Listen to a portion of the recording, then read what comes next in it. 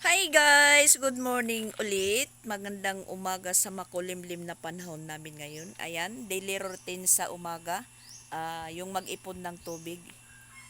Tapos na po kaming mag-ipon dito sa labas. At yung hose naman, ayan, kinakabit ni Papa Beach dyan. Papunta doon sa tangki.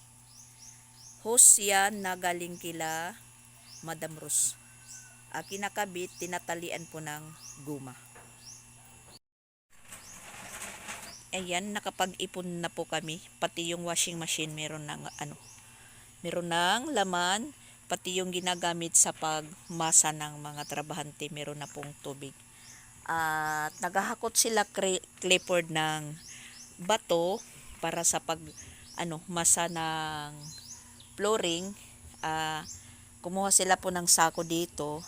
Tapos dito na lang po namin lagay yung laman kasi mag-aano na naman si tatay ngayon magmamasa.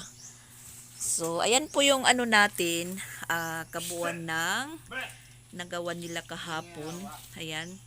Tas nagkulang po kami ng hollow block. So bali mag-order pa ngayon si Sir Regan. Ayan po dito yung harapan. Tas ayan, pagpasok po dito, ito po yung pinaka sala daw. Sala lang. Sala. Tas ayan, yung pintuan. O bali. Siguro mamaya makikita na po yung yung hitsura ng mga kwarto-kwarto. Ayan, nakalibel na po yung hanggang dyan po yung hollow block. Tas doon lalagyan pa. Kaya mga 150 pa daw kapiraso yung kulang sa hollow block. Pagkatapos nilang mag-asintada ng mga hollow block, mag-flooring na po sila. Araw ng Sabado po ngayon. Swelduhan na, makulimlim yung panahon namin ngayon kasi nga November 18, yun daw po yung iwan ko, landfall ng bagyo or papaalis na, basta ganun na hanggang November 18 yung pagparamdam po ng yung sinasabing bagyo na hindi naman po na buong bagyo, naging LPE lang. Mabuti na po yung ganun. At saka mabuti pong ganito lang, makulimlim at hindi po ulan, na para po makapag-focus po yung mga nagtratrabaho. Yan, mga nakabaklas na po yan yung mga inanol nilang poste. Binuhusan nung isang araw na nag-uulan. Ayan na po yung kabuuan ng main house ni Jing. Tapos, nagkausap po kami ni Jing kahapon. Sabi niya, hindi daw siya makakauwi ngayong araw. Kasi yung fruit nila namatay. Marami po siyang tatapusin na mga files daw, sabi niya. Tapos, next week is, intrams. Kaya hindi pa po siya makakauwi. Hindi makauwi-uwi si Jing dahil busy. Busy si Jing sa eskwelahan niya. Kinulang po ng hollow block kasi pinapaano na lang po lahat puro hollow block. Kasi ang plano po ni Mamawalin, yung kwarto, kalahati lang yung hollow block. Level lang po sa bintana. Sabi naman po ng foreman, parang di bagay kasi kung magbabato na lang, batuhin na lahat para hindi anayin. Ang sabi naman po ni Sir Regan, katulad daw ng sa kanila, kwarto, yung kalahati hollow block, pero yung kalahati pababaw, bulok na din dahil inaanay. So ngayon napagdesisyonan na lahat ng division ng kwarto, hollow block na lang din. Para lahat po ng main house ni Jing is bato na. Bahala na sila sa pataas kay Jing at Mamawalin kung ano po yung plano nila. Basta yung importante, naayos po yung baba at nagkaroon po ng kwarto. Kasi yung gusto ni Jing na maggawa po ng kwarto-kwarto na para wala na pong matutulog diyan sa kusina, kasi yung kusina namin nagagawa na pong sala, tulugan, ganun. Walang espasyo na pag lakaran na pag tulog na. Hindi na po nakakag ah, midnight snack kung gusto. Kasi mga tulog na po yung mga tao. Puro na lang nasa kwarto. Pagkatapos kumain, isa lang namang kwarto po dito ni Jing. Lahat nandoon na sa kwarto. Kung pumapasok na si Jing sa kwarto, yung mga bata pumapasok din. Kami naman, matutulog na, may higa. Yun po yung purpose ni Jing na ipaayos lang muna dito kay mamawalin yung main house. Yung pangpataas, sila na lang dalawa po yung mag-usap-usap. Kasi kaya naman po pinaayos dito ni mamawalin yung main house. Magkaroon ng kwarto yung mga bata dahil nandito naman po sila nakatira sa bahay ni Jing. Yun, parang anuhan na lang po sila, tulungan. Dahil dito naman po nag-umpisa na yung mga bata mag-aral. So, forever na po sila na dito sa Cebu hanggang makatapos sa lakad lang ng panahon. Ano naman po, hindi naman po mabuti yung patraw-transfer yung mga bata. Kung saan sila nagsimulang mag-aral, doon na sila. Na ano na po yung mga bata, lalo na si Sia, nakagdiker. Ano na po siya sa Bisaya, nakakaintindi. At saka marunong na din po si Sia makipag-usap ng Bisaya. Minsan nag-uusap sila dito sa isang trabaho si tatay. Interview si Sia. Tapos pinakikinggan ko lang po sila. Bisaya yung salita ni Sia. So, ayan po guys, habang tayo nagbibidyo, siyempre daladalan po natin yung kape natin. Yung natin sa umaga, routine din, magkape. Pagkabangon, magkape. Pagkatapos maghilamos, ayan, magkape tayo. At yung sunod-sunod na sa akin, yung dalawa. Kung saan po ako magpunta, andun sila. Umaabot sila sa kalsada. Pero walang problema dahil marunong po silang bumalik. Di katulad ni Bon. Sa nagtatanong po kay Bon, nandun lang po si Bon sa likod. Kasi si Bon hindi pwedeng hindi talian.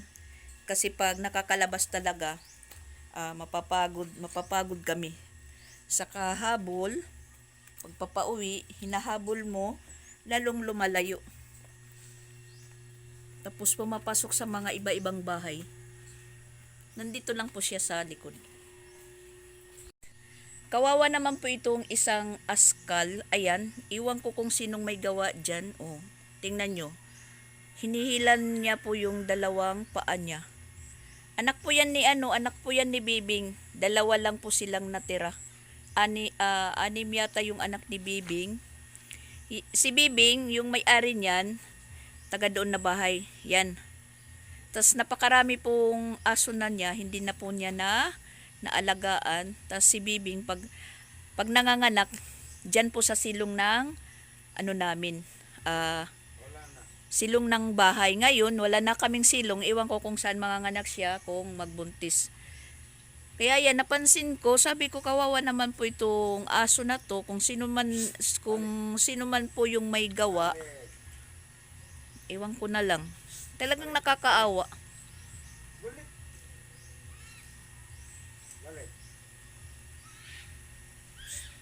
Parang nai-imagine ko lang din po kung sa tao yan nangyari. Yan. Paano lang po siya yan. Palipat-lipat lang ng bahay. Kung sino lang po yung nagpapakain.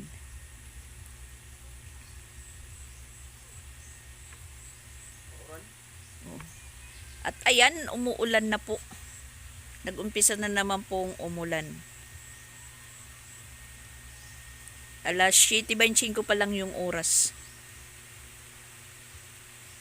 Ayun, iwan ko kung saan pupunta yun. Sibon, ayan. Diyan lang sibon muna. Dahil hindi po siya marunong tawagin, umuwi. Kaya diyan lang muna siya sa likod ni Papa Bits. At plano naman po namin dyan kay Bon, para hindi po siya talian ng talian. Pag may sobra na steel bar, gagawan siya ng kulungan ni Papa Bits, na para doon na lang po siya sa kulungan. Parang bahay ba na kulungan? Tapos ayun, magbubuntis na naman si Shera kasi naanuhan na naman po niya, na iskuran. Meron naman po tayo ditong aalagaan pagdating ng mga ilang buwan. Yung nagsasabi naman dyan na sasabihin kawawa si Bon, hindi yan kawawa kasi inaalagaan namin yan. Ngayon, hindi lang po yan naliliguan sila kasi mano po yung area namin, maalikabok, kahit pa po sila paliguan, lalo na to si Shera at saka si Luna, labas ng labas. Yung labas namin maputik. Wala lang, magiging useless lang po yung pagligo ko sa kanila.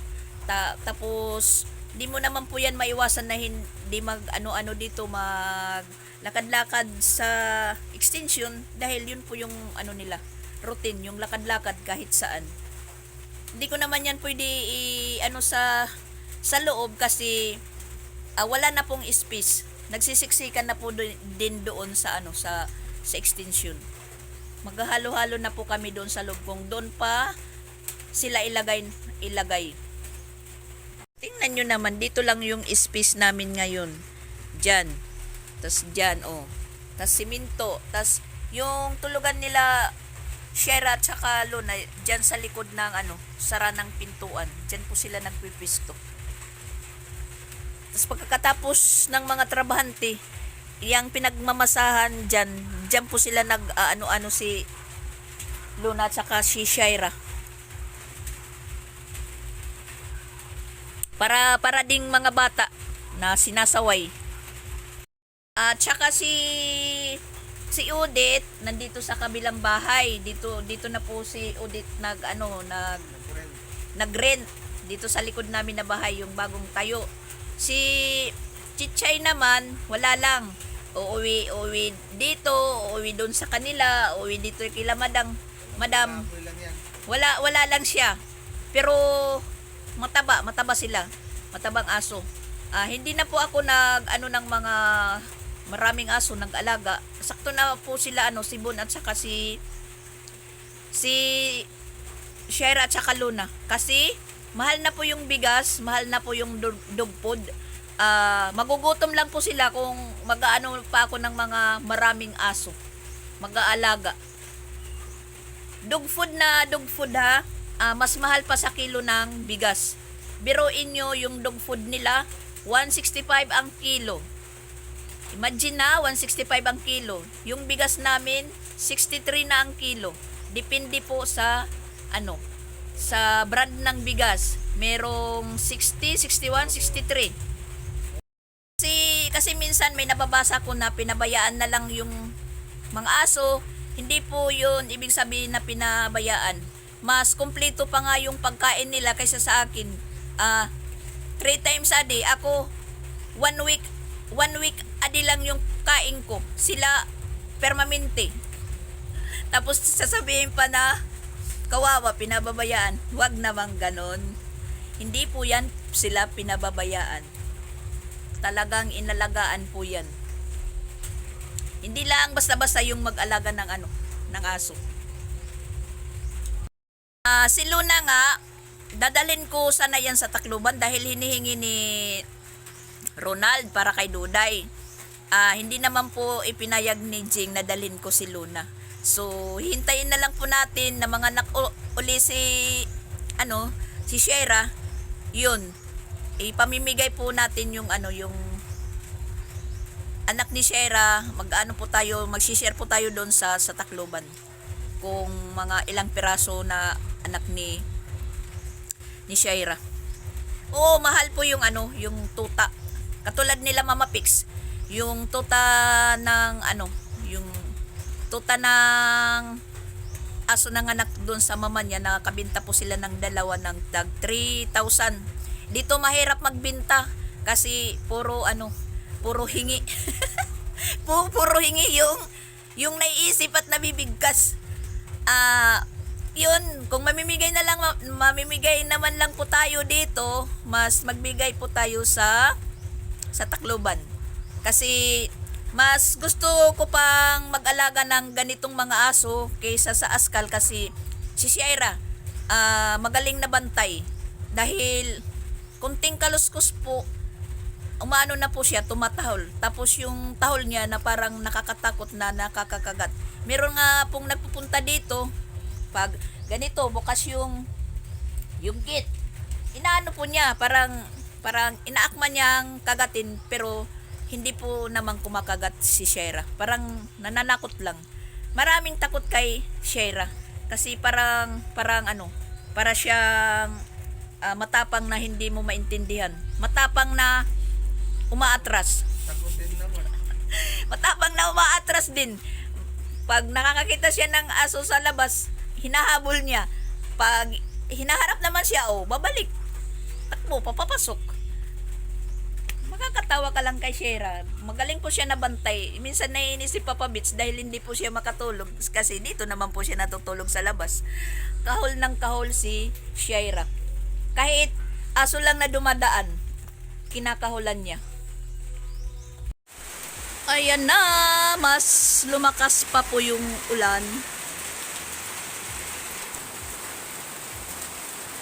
Kukunin po natin yung nakahanger dito.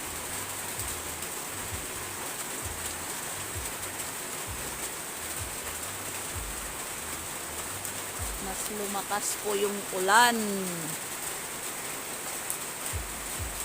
Wala pa po yung mga trabahante.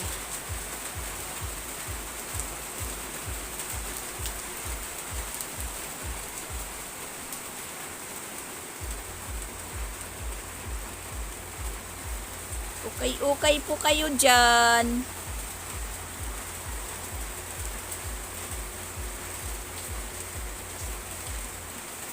Marami po tayong display.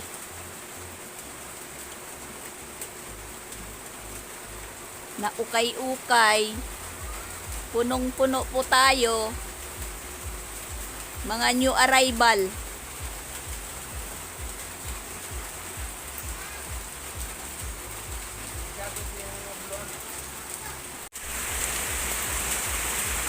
Ayan, malakas na po yung ulan. At hindi pa dumating po yung mga trabahador.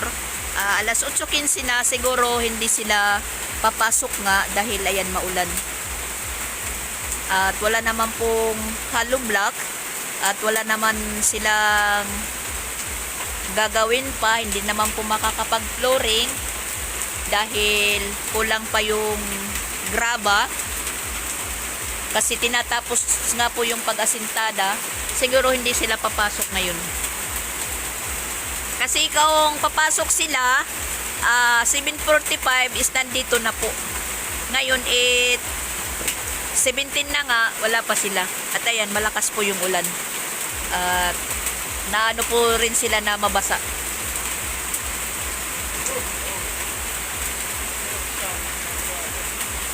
At pumapasok yung tubig dyan. Ayan, gising na po yung dalawa. Sabi ko sa kanila, matulog muna kayo dahil wala naman po kayong gagawin, kundi problemahin ko lang po kayo dahil papakainin. Mabuti na yung matutulog lang muna dahil wala naman po silang gagawin kundi pasaway ng magpasaway, magkalat ng magkalat. Ayaw matulog. Talagang hindi na sila papasok. Iano na lang muna namin yung lupa. Igigilid na para po masara yung gate. Ayan, talagang bumuhos na yung ulan. hindi dumating yung trabahante namin. Walang trabaho. So, bali sa Lunes na po sila trabaho at yung mga bata andun nakaligo din ng ulan. Ayan, linalagyan po nila ng tabing dyan dahil yung tubig pumapasok dito. Nilagyan muna ng plywood at saka si Clifford ayan, nakatungtong kay, nakapatong kay Papa Bits. Yung dalawa yun, nakaligo din. Kasi hindi ko pinapayagan. Gustong-gustong maligo. Nakapatong.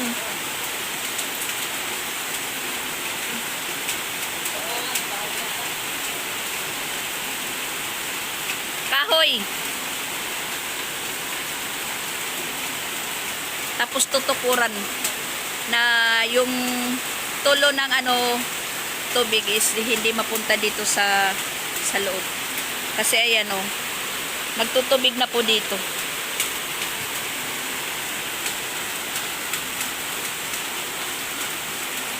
Ulan na talaga. At yung dito naman, inaanuhan ko din, tinatabing-tabingan, banda CR kasi ayan, wala po pang dyan. Hindi pa naayos yung bubong. Ayan, yung tulo po is pa dito. Nanuhan ko lang muna ng maliit na planggana.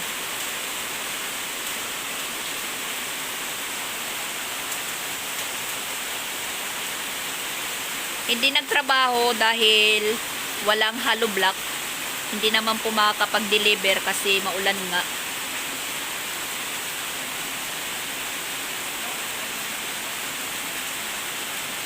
Sa Lunes na po sila magtatrabaho. Tamang-tama lang naman po na walang trabaho ngayong araw kasi wala po akong pang-snack ngayon. Namumroblema po ako. Na po tayo na hingi kay Walin ng snack. Tapos si Jing, meron po siyang hindi ko pa alam kung magkano kasi gamit ko po yung cellphone ko sa pag-live. At hindi ko naman po makukuha yun ngayon kung meron padala si Jing kasi ayan nga, malakas yung ulan at saka tubig na po sa labas.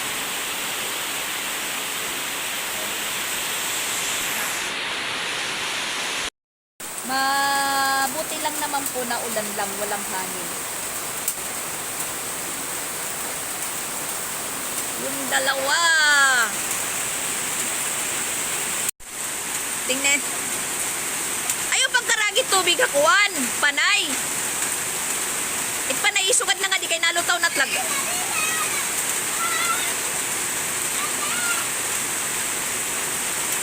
Pasagan ni Yuton kuan. Pasagan ni Yut langganay kada dida. Isalod. Pasaga.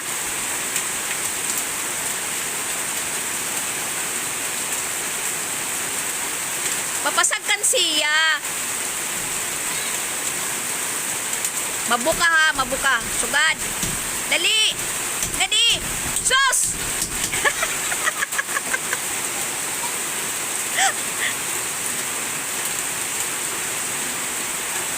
Ibutangan nga na kay nagpumampay Papa Bits. Nagraraysang.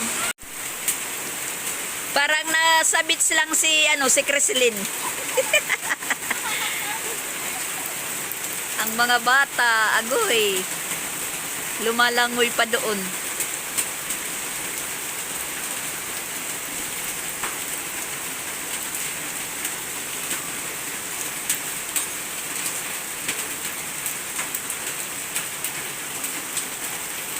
Ayun, nag-uumpisa na po doon na magkaroon na parang falls. Pero ganyan lang po siya kalakas, hindi katulad noon na malakas na malakas.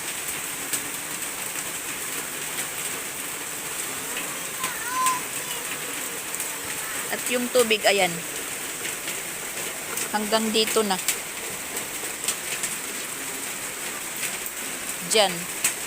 Pero hindi naman po siya nakakapasok dito sa na. Kasi medyo mataas na po dyan. Tapos yung agos po ng tubig is papunta sa likod. Tingnan nyo po yung ano, yung yan, na maitim. Yung agos niya po is papunta doon sa likod. Doon. Sa likod namin.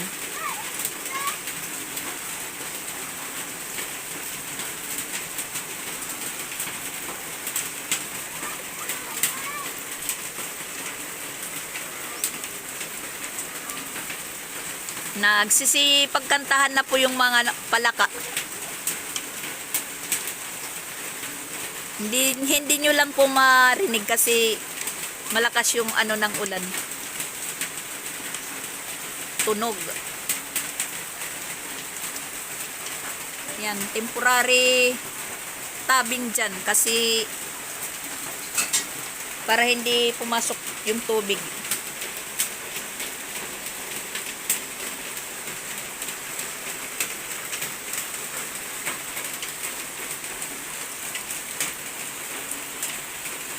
Hinay-hinay naman dyan. Baka makaano ng pako. Makaapak.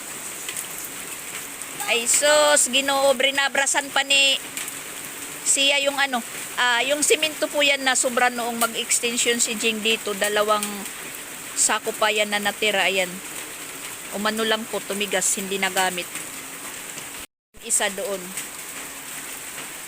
Sabi ng foreman dito, dudurugin na lang po yan. Tapos ano dito, ihahalo sa pag-flooring. Pasensya na po kung si Papa Bits walang damit kasi ayan, nag-ano po siya. Nag-aayos po dito na hindi makapasok yung ano, tubig. At ayan, linagyan ko din ng payong yung kama ni Jing dahil may portion po na tumutulo dyan. Ayan. 2.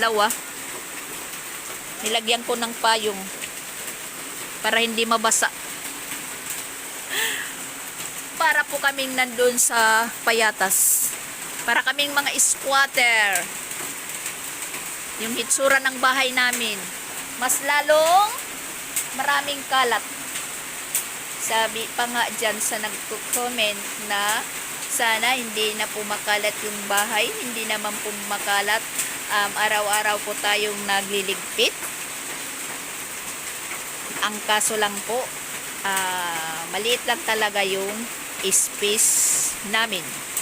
Pero ngayon, na inaayos na yung main house, siguro magiging okay na.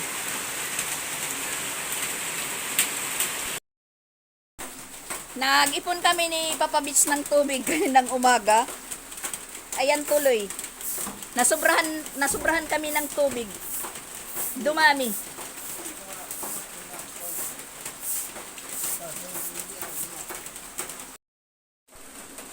Yan. Inano natin po yung tubig dito. Kinuha. Lininisan.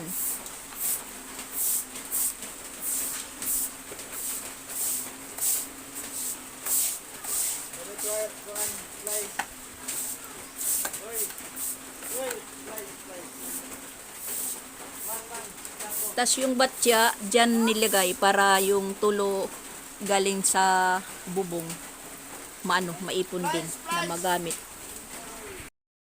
Ganyan ka sakripisyado pag umuulan. Binabantayan talaga natin kung asan banda yung nababasa. Siguro pag naayos na yung main house, makikita na po natin na mababawas-bawasan po natin yung yung trabaho natin pag umuulan. Pag naayos na yung bahay. Ayan si Shaira. Tas andyan naman si Luna. At nandoon naman si Bon. Yan, natutulog lang si Bon. Maganda po yung pwesto ni Bon.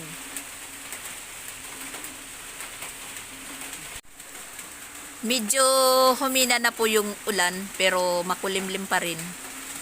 Pero pagka mamayaan yan, bubuhos na naman po yung malakas na ulan. Yan, si Chrislyn Nagaano talaga siya sa ano, sa ulan.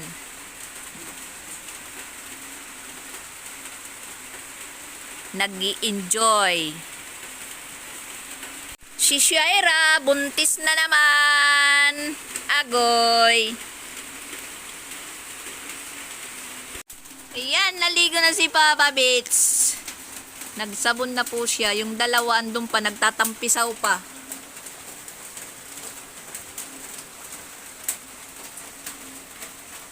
Oy, bangin may raisang nga da. Bangin may raisang.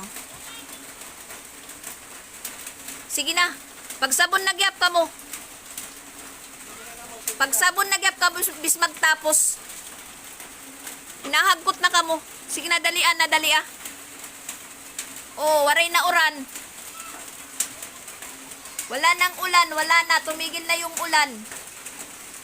Kasi yung mga palaka, nagkakantahan na po. Sa kasabihan, pag yung palaka daw magingay, sinasaway yung ulan. Sinasaway yung ulan, pati yung kidlat at tulog kung meron man. Sa kasabihan lang po. Sa mga ninunuan. Hindi natin po mabigkas. Sige na, sige na. Si Chrislyn, agoy, Chrislyn. Parang gusto pang lumangoy. Chrislyn, sige na. Kasi hindi ko yan pinapayagan na maligo. Sabi ng mama niya, papaliguin na lang dahil nagpa-tarithi. Nagpaulan. Naririnig nyo ba yung ingay ng mga palaka sa banda doon?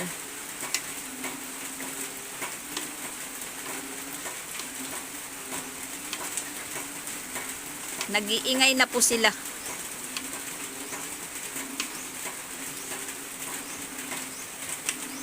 Yan, magkakaroon na ng classmate sila, sila Chrislyn. Itugaw ni Kuan.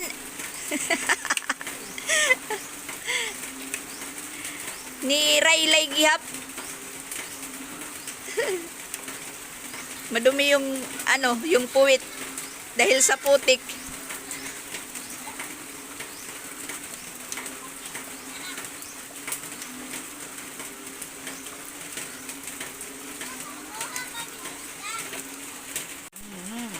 Waray ito ida isda.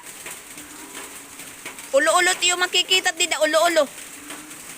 Sina magsabon na ka mo, magsabon kay bisan na maghuman. Sina bis na magbanlaw. Walang isda diyan. Ulo-ulo, ulo-ulo yung makikita nyo diyan, ulo-ulo.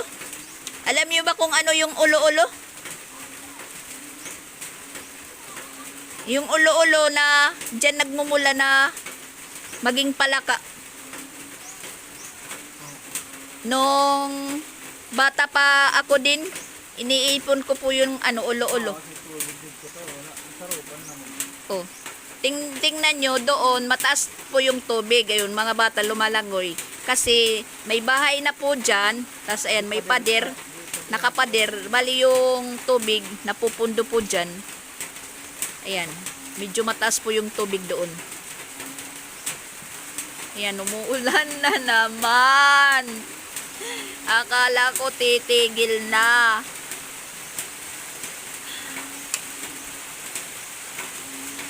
Parang gusto ko rin maligo. Pero ayoko. Dadami yung labahan. Tingnan nyo naman yung tubig. Nagpapainggit.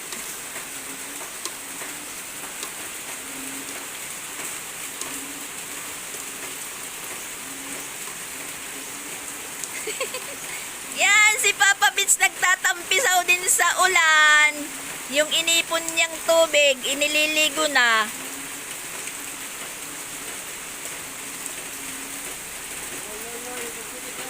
Upaya nga makuang ka mo nga to ha, may stilmar ka mo nga to, may dabag ubaya nga to nga kuan. Papalayo na yung dalawa, papalayo na.